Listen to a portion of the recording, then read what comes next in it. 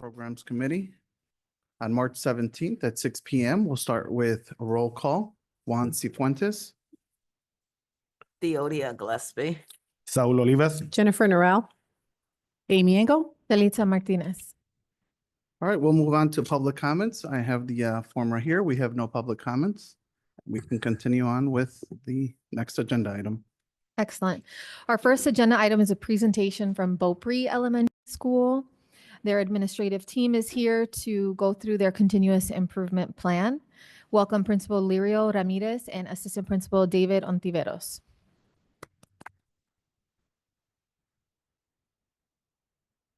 Oh, we got it. Yeah. Thanks. Good evening, board members and Dr. Norrell. I'm Lyra Ramirez, the proud principal of the Pumas at Beaupre Elementary School, and this is David Ontiveros, my assistant principal. And we're here to share some highlights with you from Beaupre of last year. So our ADA was at 93% last year. 58% of our students made their projected goal in math, and 39 made the projected goal in reading. Third graders, EL students, had an average proficiency score in reading of 3.5, and 75% of our EL students made overall growth in their composite proficiency score. In our building, we have exceptional students. Our current enrollment is 247 students this year. We actually did not have a fifth grade cohort, so this is the first year that we have a fifth grade cohort. 193 EL students took access this year, so we look forward to their growth and this access that they just took. So for our building-wide data, as you can note, again, fifth grade has no data because we didn't have any fifth grade students in our cohort due to the program that was recently cohorted out. So we look forward to just data for fifth graders this year. Still is just one class, a monolingual class. So as next year we'll roll up, we'll have 2 sections. We want to recognize our staff as they are dedicated to our students in monitoring our CFAs, and then making sure that we use that information accordingly to plan rigorous lessons for our students. At Beaupre, we support all our students, and that goes from our SPED, which we do have 5 instructional classes this year in our building, so that all our teachers are collaborating and working together as we plan for our students. Our next few slides will focus on how the presentation ties in with our school improvement plan. Our first goal, educational equity.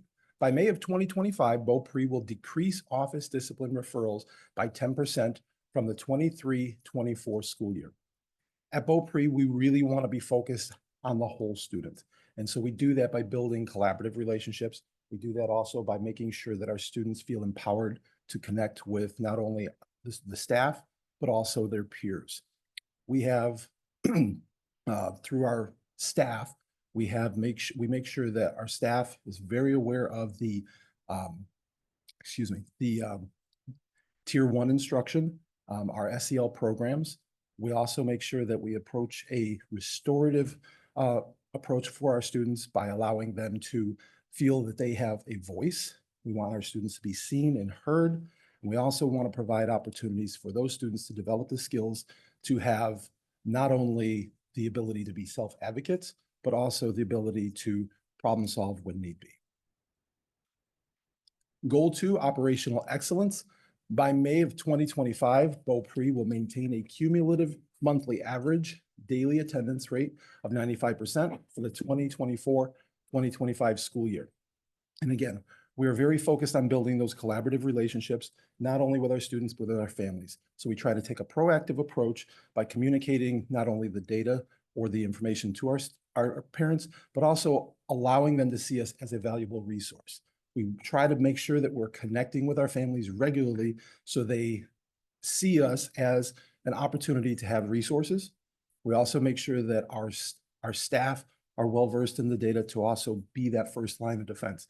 When we as a leadership team meet with parents, we want to make sure that we identify any sort of barriers, any sort of obstacles that may be a reason why families may not be having their students in attendance. But we also want to make sure that our staff, our leadership team also communicates any sort of resources that we might be able to have for our families. We reach out to other community resources, such as the ROE, in the event that we might need to provide additional supports.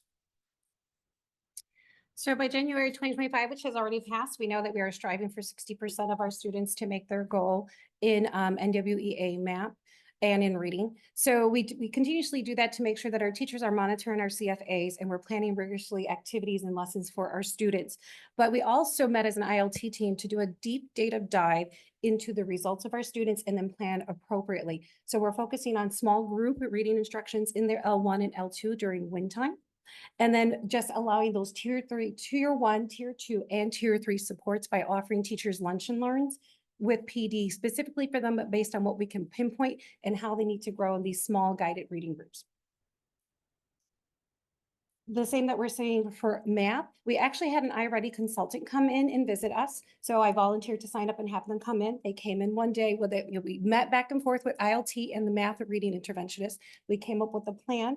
They came and they observed the Try It tool for all of our teachers. And then specifically our special instructional classes, we made sure that they signed up for some one-to-one PD.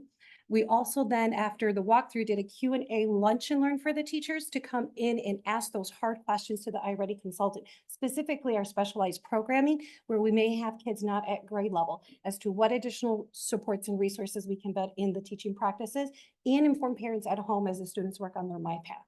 We also have a MyPath incentive all year long where kids are tracking their weekly progress in their iReady MyPath. So then each week we announce who's doing well in the classrooms and then bringing students down for recognition.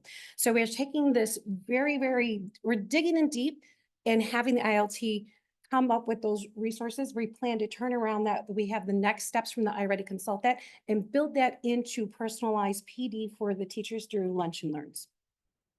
Okay, so I know I speak really fast, so I apologize for that, but that's also a novice principal speaking for the first time. So bear with me as I went through that really Well, you quickly. did a good job. Okay. I do have a question. The common formative assessments and the NWEA MAP scores are looking great. You know, they're looking pretty high, but with the IAR with fourth grade, it's showing a 0%. I mean, is there something we can do there to maybe target some So I can classes? tell you what I did do this year. What I did this year is I looked at all 3 forms of assessment. So not only the MAP data, but the IRI data, and then I cross-referenced that with access data.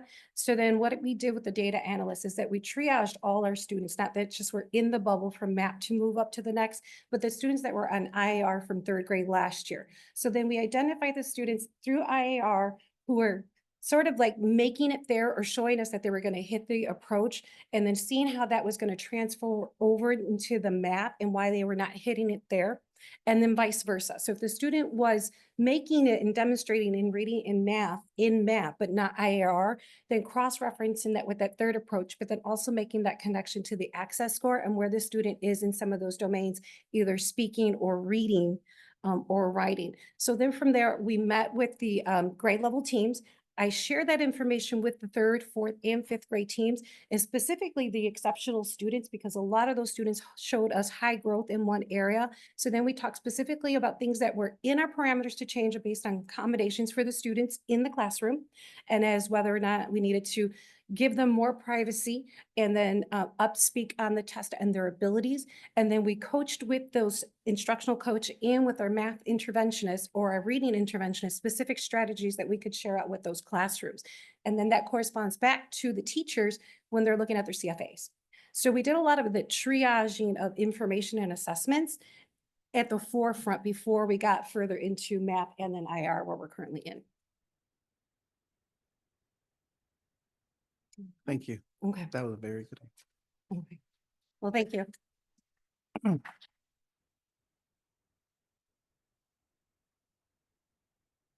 Okay, thank you. Our next presentation is by Principal Tavares Crump at the East Aurora Extension Campus. Good evening, East Aurora Curriculum Board and Superintendent Dr. Norrell. Thank you for having me tonight. I am Mr. Tavares Crump, the proud principal of the East Aurora Extension Campus. Before I get an opportunity to talk a little bit about our highlights from last year, I always want to take an opportunity to just kind of paint a picture of our school. We're at 116 students this year, up about 25% from where we've been historically. One of the things that we're very proud of and continually looking to refine is our intake process. With our intake process, We meet with every student and their family, establish an academic goal in terms of credit attainment, GPA attainment, certainly a behavioral, social, emotional goal, not focusing on the transgression that brought the student to us, but ways in which the student can move beyond that and ultimately work their way back to their home school to graduation. And of course, an attendance improvement plan is created at that meeting. And we've recently started to add 8-week follow-ups that are mandated with the families to make sure that before the students there very long, we've had a mandatory follow-up with them regarding their progress. But we want to provide each student with a viable path to return to their home school and to graduation. And speaking of graduation, one of the things we're very proud of from last year is that 28 East Aurora Extension Campus students were part of a tremendous class of 2024. 54% of our students met or exceeded their growth target in math as measured by MAP. We had a 9% reduction in students receiving multiple behavioral referrals, in particular referrals regarding disobeying directives. 7 East Aurora Extension Campus students were able to transition back to their home school successfully this school year. And last year, we finished with an average daily attendance of 73.33%, a little shy of our goal, but we show growth from February to the end of the year. Regarding our building-wide data, I wanted to make sure that I had an opportunity to speak to that a little bit. Working with our assessment team, certainly the first thing that we came to realize that we had a very small sample size. In 6th grade, for example, 1 student, 7th grade, 3 students, 8th grade, 5 students, and 9th grade, 7. So we had a very small sample size. That's not to excuse any data, but just to say that the sample size was not very large. We also came to find out that right now there is no state cut score for the PSAT, which is why you see the not applicable boxes there for 10th and 11th who would have taken PSAT last year. And we didn't really have a cut score per se that we were able to evaluate that against. We have seen strong growth though in MAP towards students reaching their expected growth, and that has translated, again, to their exams this most recent time and last school year. But again, we certainly hope to get, if we get more students, would hope to have more students who meet or exceed an IAR SAT category.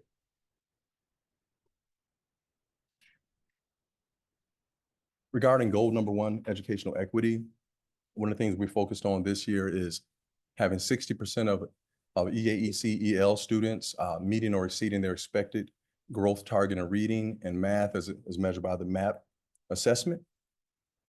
This year, we now have data, and while we're disaggregating the data still to see how our EL students did overall, 67% of EAEC students as a collective met or exceeded their expected growth in reading, and 54% of EAEC students collectively met or exceeded their expected growth in mathematics.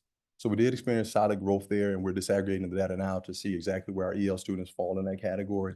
We just finished the access testing where we have about 44 students take the access test with us. So again, we're looking forward to seeing that data this spring.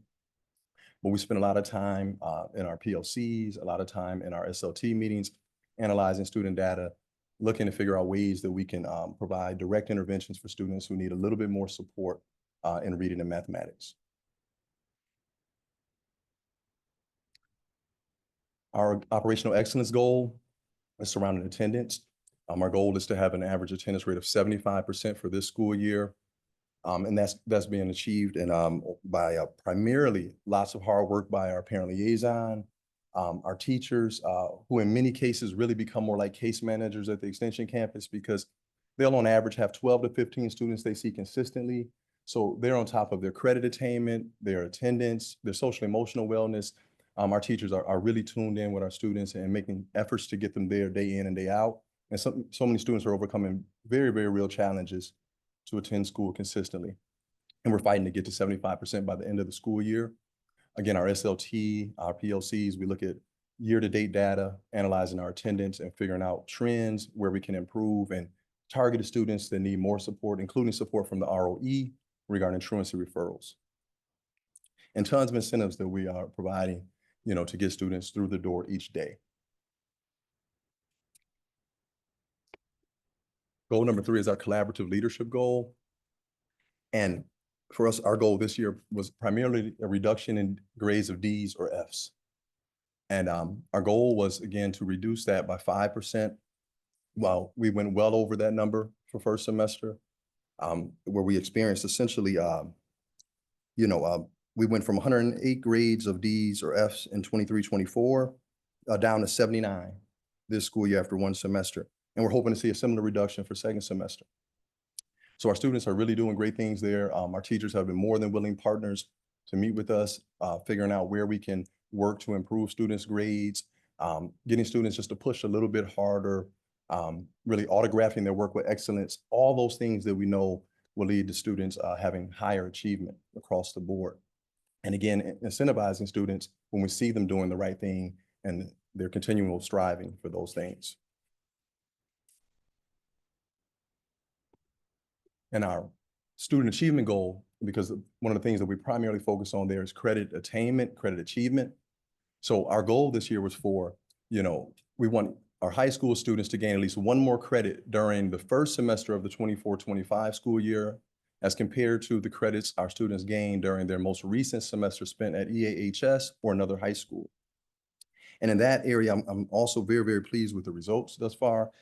Through one semester, we had 42 of 57 students meet this goal who went above their one credit more than what they had previously.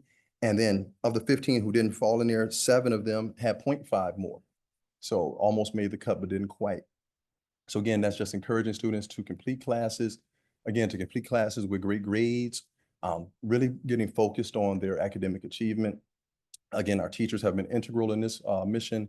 Goal setting meetings held again with each student at the outset in their intake meeting, and then the follow-ups and then constant follow-ups with teachers and administrators, lots of parent meetings, and again, weekly analysis of the student grades and their progress toward credit completion. And again, incentives as always to just incentivize those things we want to see more of. Again, I really appreciate your time and certainly wanted to open the floor up to any questions. Thank you, Mr. I don't have any questions, but I applaud you for all the incentives that you're putting in place to encourage and motivate these young men and women to obtain their high school diploma, which is so important with the population which you serve. So great job. Yeah. Thank you, Ms. Gillespie.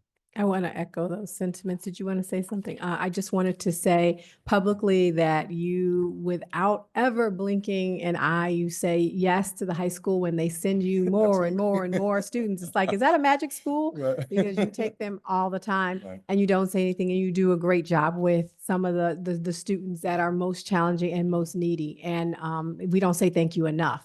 So you allow all of the other buildings to continue to operate with larger numbers of students. So I just want to say kudos to you. We see you and we thank you. Appreciate that, Dr. Norrell. Thank you so much. Thank you.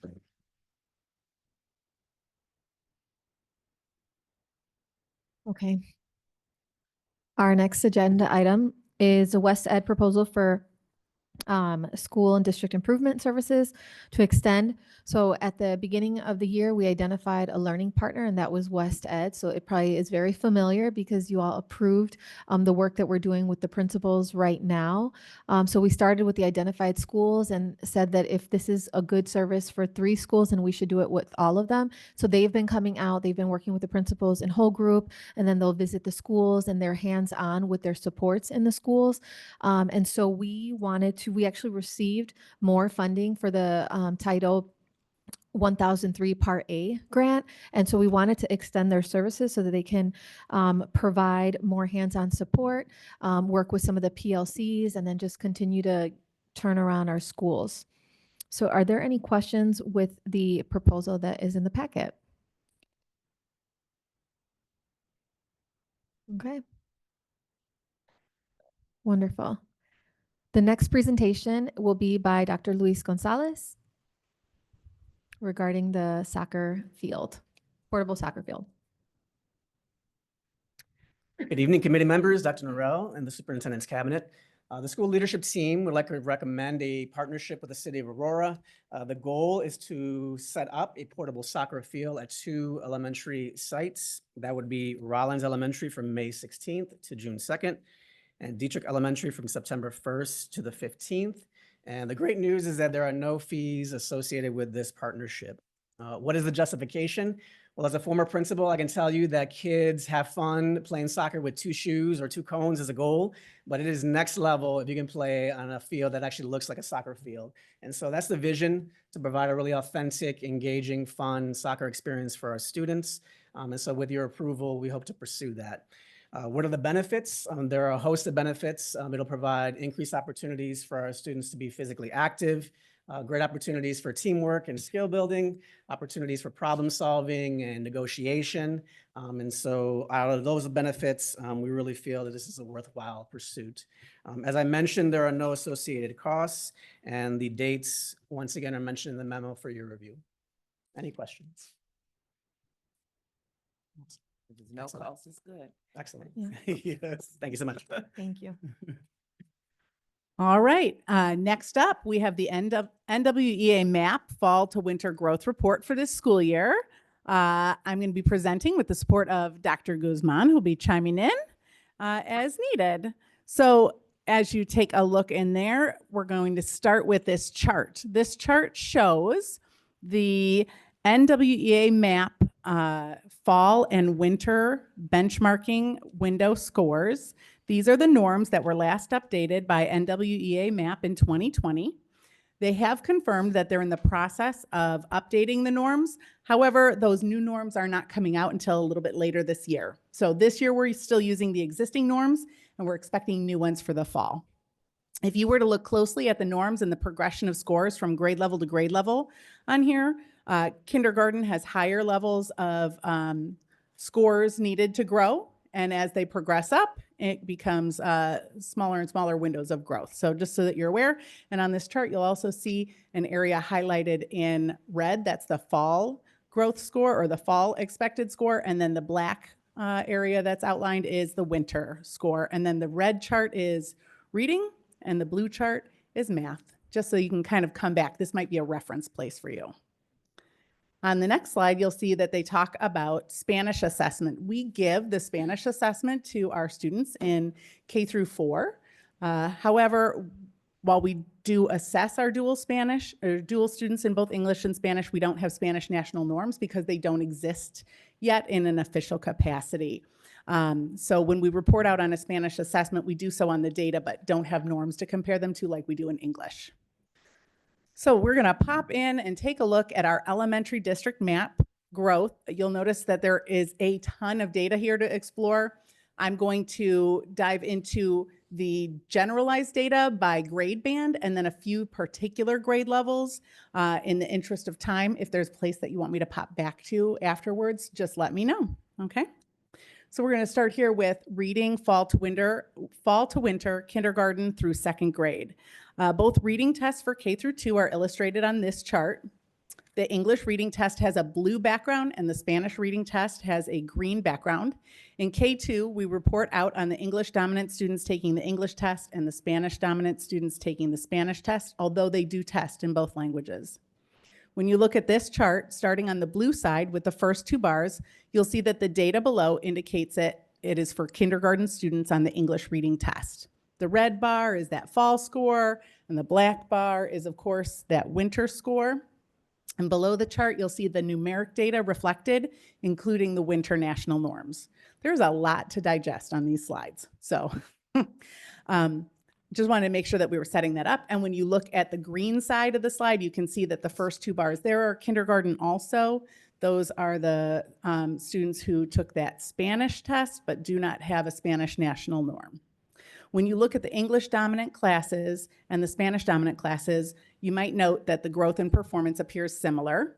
In kindergarten, students perform near the winter national norms. However, you can see that we don't maintain that same level quite so much after kindergarten.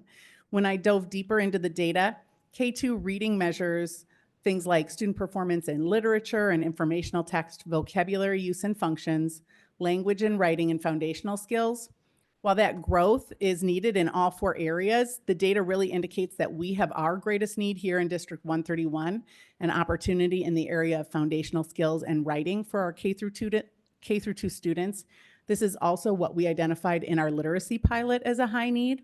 So we have worked with our upcoming literacy adoption materials and the vendor to provide professional development plans related to foundational skills for this upcoming year to support our areas of need. Next up, we have reading fall to winter for 3rd and 4th grade. Here you can see that the data is reported out in both languages. So if you look at the blue side, you'll notice that we have the 3rd grade English dominant students taking the English test, and then the next set of bars is the 3rd grade Spanish dominant students taking the English test. And the flip is true when we look at the first bars in the green part of the chart, just so that you frame it out. You'll notice that students in grades 3 and 4 grew at a similar level to the national norms, although they did score below the national norms for achievement levels. In order to close that achievement gap, we have to work to grow more than the national norms and start at a higher level in the fall. The same thing is true on these assessments for 3rd and 4th grade as we saw in K2. We were assessing out on things like literary text, informational text, and vocabulary in both of those languages. And we still have a consistent need in each of those areas, which is something that we need to continue to provide targeted PD and support for with our administrators, coaches, and teachers. We have been doing a lot of that through Mercury, coming in and working with our teachers. Those consultants have done a great job of helping support that as well in our Spanish language. If you notice, we exceeded expected growth. And this is with the monolingual assessment, where you have to add up what they learned in English and the points that they grew in Spanish, right? Because that's that biliteracy zone. Mhm. If you see, the charts are going in the same direction in English and Spanish. So you see that biliteracy occurring and that they are within that biliteracy zone in both languages. Exactly. When we look at 5th grade, you'll notice that we only report out in reading in English because we have not yet matriculated 5th grade dual. That's coming next year, and we're very excited. So in future years, they'll be reporting out in both languages. Here we can see that 5th grade grew 1 point more than expected. However, we still have to continue that higher than expected growth if we ever want to close that achievement gap. And again, just like in 3-4, we were assessing those same instructional areas, and we have the same literary needs in terms of literary text, vocabulary, and informational text that we need to focus on. It aligns really well with our district priority standards, and our partnership with HMH has been really positive and affirming and focusing on those two. Anything you want to say about 5th grade going up?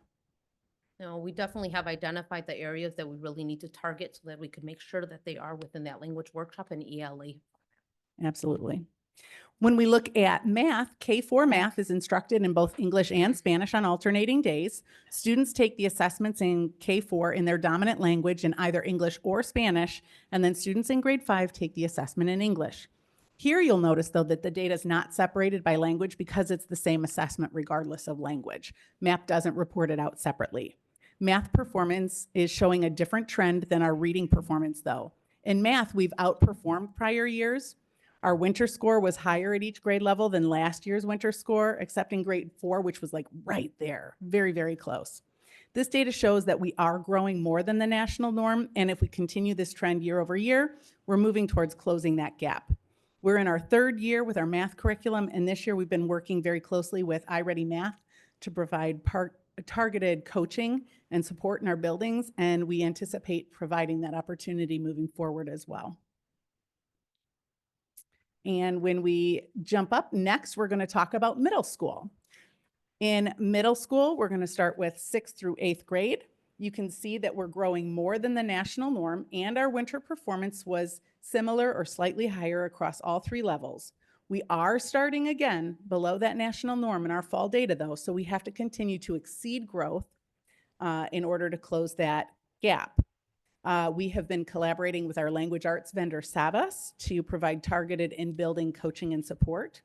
And here you can see 6th, 7th, and 8th grade, but now we're going to take a closer look at where students are performing and reading, and we're going to specifically just look at 8th grade in the essence of time. So we're going to hop up to 8th grade reading. Here in 8th grade reading, you can see that Magnet is performing above the winter norms, but take a look at Cowherd. It's really inching close as well. Cowherd actually had a 7.4 point growth compared to the expected growth of 2.51 points for 8th graders from fall to winter. In fact, all of our schools did an excellent job growing by at least twice the expected growth for 8th grade, which is great. This is an area for celebration. We're growing beyond expectations, and this is the way that we continue to close the gap. Let's look at math. When we look at math in middle school, just like reading, the middle school math data shows that we're growing more than the national norm. In fact, our students in 8th grade grew more from fall to winter than expected growth for an 8th grader for the whole school year. We still have gaps to fill. We still have work to do, so we cannot let go of our efforts here because we're not at that national norm level or beyond, and we want to be. So we have been working closely. You heard some of our people talking about our partnership with iReady coming in and coaching in the building with specific teachers, and that's been going well, and we're going to continue that. So let's pop and look at 8th grade math specifically. Here you can see that blue line across is the national norm, and you can see that our students continue to exceed our growth goals and are closing that gap in performance in the winter national norms. While only Magnet is currently outperforming, we are moving in the right direction. We're starting to see that transfer, which is great. So even though we're not at that proficiency, we definitely are growing, and we are definitely growing or exceeding the expected growth. Oh, yeah, you can see it. I mean, Waldo jumped 11 points here. I know. Yeah, I mean, that's excellent. Yeah, and if you go back and reference that chart on the second page of this slide deck, 11 points is a lot of growth. Right. So we're moving in the right direction. We're getting that momentum going. Let's take a look at high school. Reading at the high school level, fall to winter, is also growing close to or beyond the national norm. Remember, we're not needing to grow quite as many points. High school is very hard to earn points in to grow in, but our winter performance was higher for winter benchmarking this year than it was last year. Similarly to our middle school data, we're starting below the national norm, and we will have to continue to exceed growth expectations to close that gap. But we're super excited about the targeted attention being placed at the high school level with pre-AP and AP coursework, our 10th grade AP seminar that increases that rigor for our students, the focus on literacy and practicing AVID skills in our buildings. Those are big, and those are all helping to impact our reading scores, and we're going to continue those efforts. And in math, you can see that we're also growing more than the national norm at each grade level. And in fact, our data is moving. We're closing that gap. We still, again, have work to do, but we're really making some progress. In the essence of time, we are going to hop to looking at just a few grade levels by building because there's just so much data there. And I want to make sure we use our time to support what we need to. So can we pop to 3rd grade reading data by building? There you go. That is a beastly slide. There's a lot of information there, but it's great information. So if you recall, in grade 3, we report out our MAP growth for English dominant students on that English test, English dominant students on the Spanish test, and then Spanish dominant students on the English test and Spanish dominant students on the Spanish test. This slide is the grade 3 English test because we have that blue background. You can see the buildings listed down below. You can see the English dominant student scores from fall to winter, and then the Spanish dominant scores in that building from fall to winter, all the way across.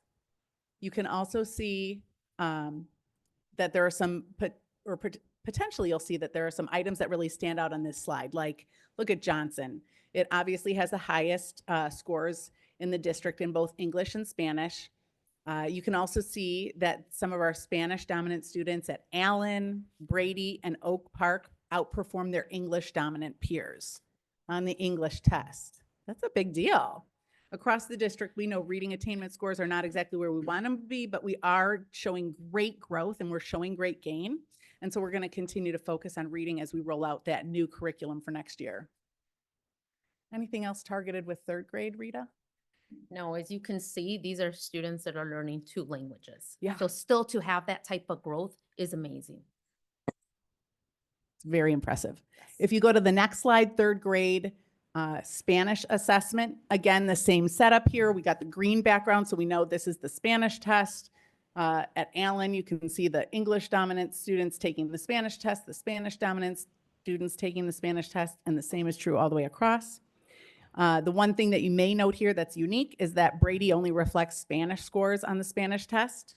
Don't forget that if a group is too small, 5 students or less, we don't reflect them here, and that was the case for Brady, which is why we don't see the English student scores at Brady on this assessment. No matter what, in all schools, you can see that the Spanish students outperform their English dominant peers on the Spanish assessment overall. We do see the highest levels of growth in Spanish from fall to winter at Rollins, Oak Park, and Allen. Again, these students are learning 2 languages, Yeah. so definitely are growing and learning those skills to be able to use all of their language repertoire. As we know, we have a lot of English language learners that are also, their dominant language is English due to the environment that they grew up in. So just taking all that into account, our students continue to grow and exceed the expected growth, learning both languages. Really impressive. Let's look at grade 5 math by building, and that'll be our last building level data slide. Here you can see that, not yet. 5th grade math. Kinder's rocking it. They are. There we go, 5th grade math. Here you can see we're only reporting out again in one language because they take it in either English or Spanish, whatever their dominant language is, but it's all the same data here. Most schools in the math world here in elementary fall in a consistent range. The bulk of our schools score within 15 points of that winter national norm, which is a positive sign when you think about curricular implementation and consistency. We do have some work to do to continue that trend and try to even it out. But as you'd expect, Johnson holds strong, exceeding those winter norms. And then we have Allen, Gates, Krug, and Oak Park, who are really like very close in that next grouping. We do recognize that there are some schools, Beaupre, for instance, just chatted today with us about how they've been doing some work with iReady to strengthen their core curricular implementation and that differentiation to support all of our student needs. So we're targeting the help where we need to. And the principals have done an incredible job championing that work. When we pop to the reading district data slide, there you go. We're down to our last 2 big slides. Shown here is the report from MAP. It illustrates our district reading data. You can see raw numbers reflected along with the growth expectations. And then that visual at the bottom is of particular interest. The bars in that bluish purple shade reflect our student growth at each level. And then the yellow diamond that's on there illustrates the projected growth of our students. Overall, in grades K through 4, we're not reaching that projected growth yet. In grade 5, we do exceed that projected growth. In grade 6, we're right near that projected growth. 7 through 10, we meet or exceed the growth. And in grade 11, again, we're very close. We know, and as we've mentioned through this whole thing, we have some growth to be making here in reading proficiency. We're doing pretty good with growing, and now we want to work towards that attainment. That's the next step. We know at the elementary level, we're making shifts in resources, and we're providing a lot of PD and coaching supports.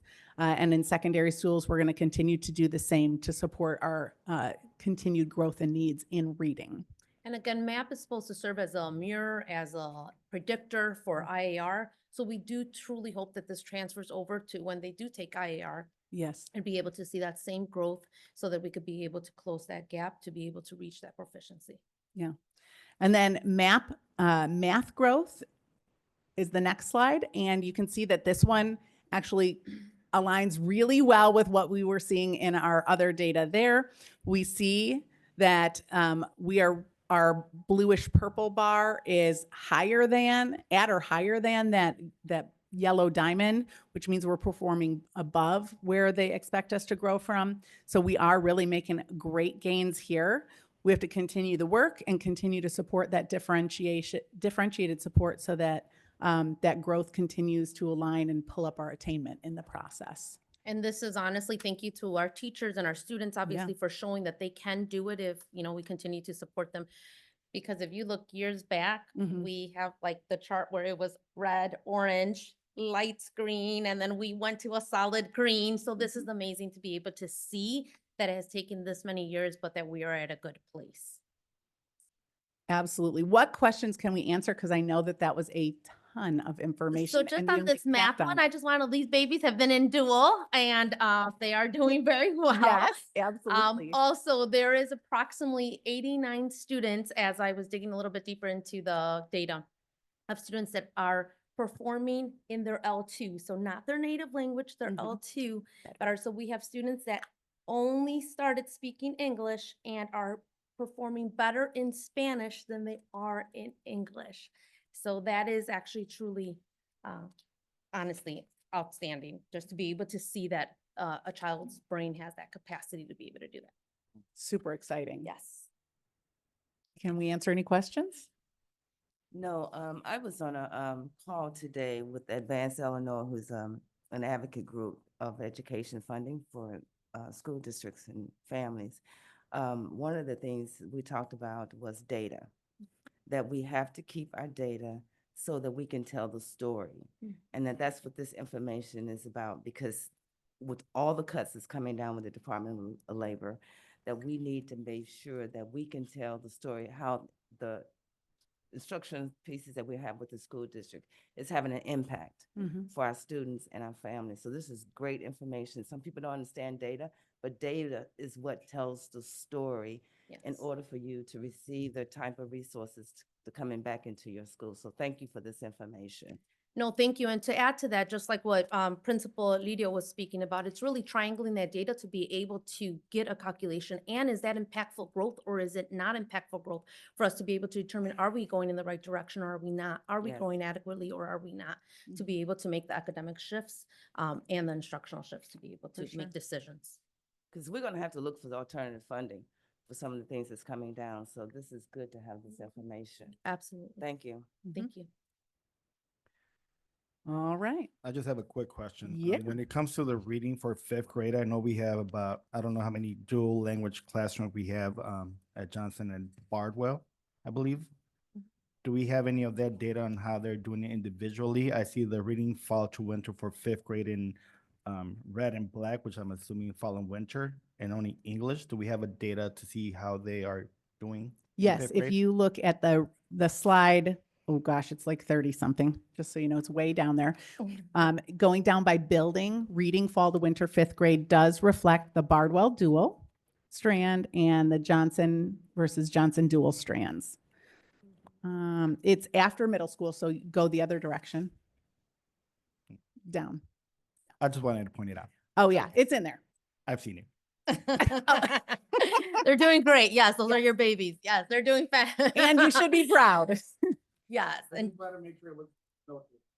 Thank yes, you. and they are definitely sticking to the signature strategies. When you do walkthroughs to that building Mm-hmm. and literacy cruises, you can see the instructional strategies really standing out.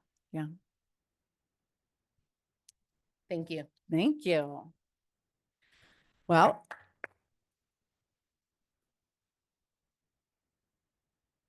if you can believe it, we are already planning for summer school. It's right around the corner and our plans are firming up. So we're so excited to share what we've got with you. Summer school is going to begin right away after school wraps up. And up here, you see a chart that shows our timeframes. In our preschool through 8th grade group, that will involve teacher training, teacher preparation, all of that occurring June 3rd, 4th, and 5th. And then students will begin summer school on June 9th. Summer school will run Mondays through Thursdays until July 3rd, and then there's no class on June 19th. On the high school end, high school program involves teacher training on June 3rd with students starting the very next day, June 4th. Those summer school sessions occur in both an AM and PM format.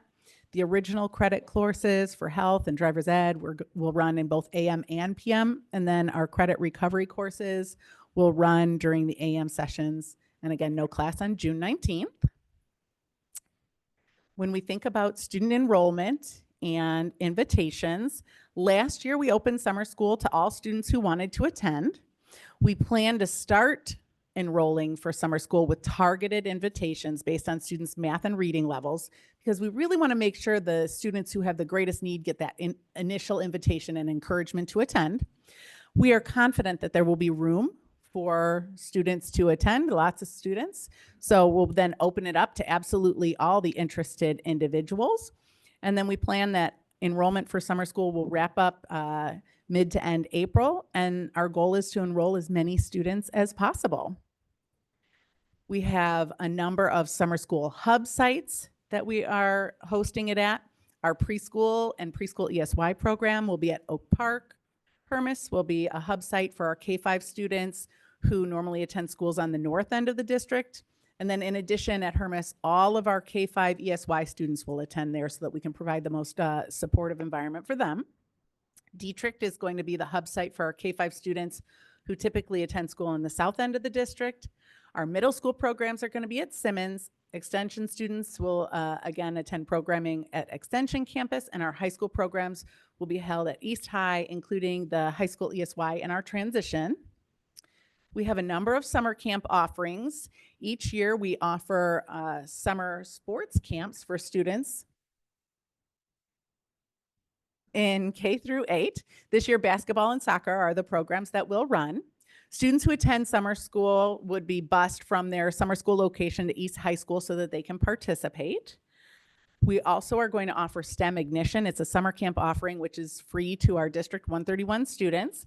It's funded by the Dunham Foundation, and those students in the STEM Ignition program will attend at whatever summer school location they're at, Dietrich, Hermas, or Simmons. They'll participate in the exploration of STEM topics and experiences. There'll be some competition prep as well, and students will have the opportunity to build robots and meet competition challenges, which sounds kind of fun.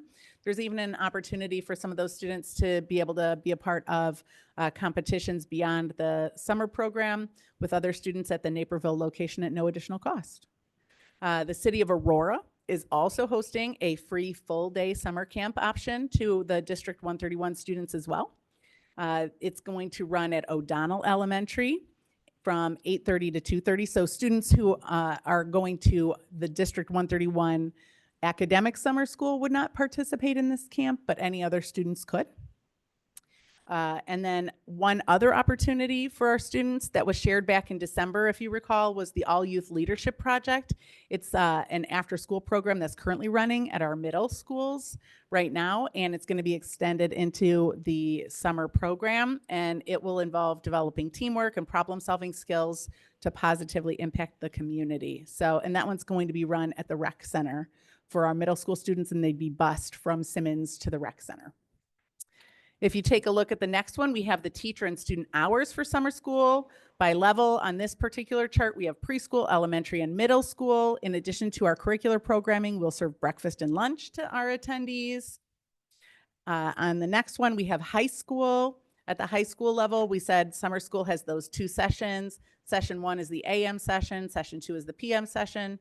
Students who participate in that AM session will get breakfast and lunch, and students going to the PM session will be served lunch. The ESY and extension students would follow that AM schedule or session 1 schedule. Our K through 5 elementary program has the schedule listed here as well.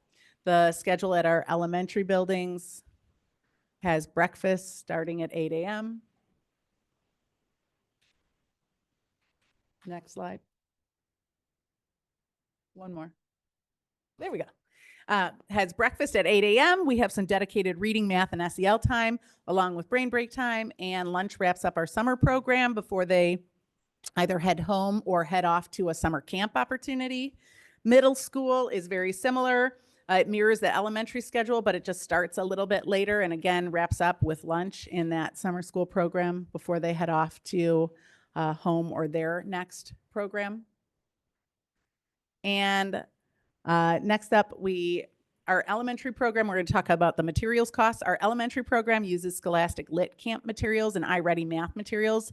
The glory of that is we already have these resources on hand, so we don't have a cost associated with them this year. We're very fortunate. Our middle school program partners with Elevate staff and our own staff to teach literacy and math content as we've done in the past. The cost is not to exceed $120,000. It's dependent on the number of students enrolled and the number of sections that we run, of course. We also continue our partnership with Every Monday Matters so that we can train our summer school staff. The cost for that is $2,300. And then every year we provide basic supplies to our students, including items such as pens, pencils, notebooks, folders, markers, crayons, glue, etc.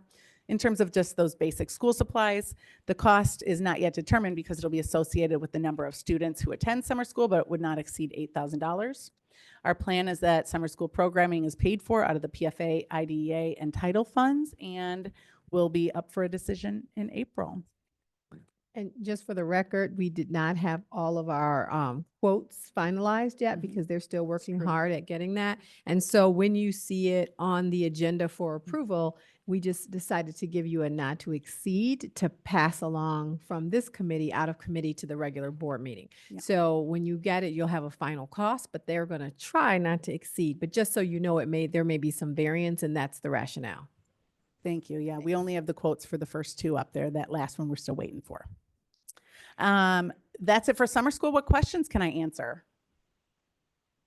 You might find me at STEM Ignition. It sounds like a lot of fun for me. The next item we have is a disposal memo. We're starting to wind down that year, and as we are winding down the year, we're transitioning our K-5 literacy resource this summer. We have a number of materials from our existing literacy resource that we'll be able to dispose of as we complete units of instruction. We're recommending that the board approve the disposal of the outdated materials so we can make room for those new materials that we'll be receiving, but the decision doesn't come until April, and we'll only dispose of things after we've completed the units. And then last but not least today, we have the enrollment and attendance update as of March 12th in that packet.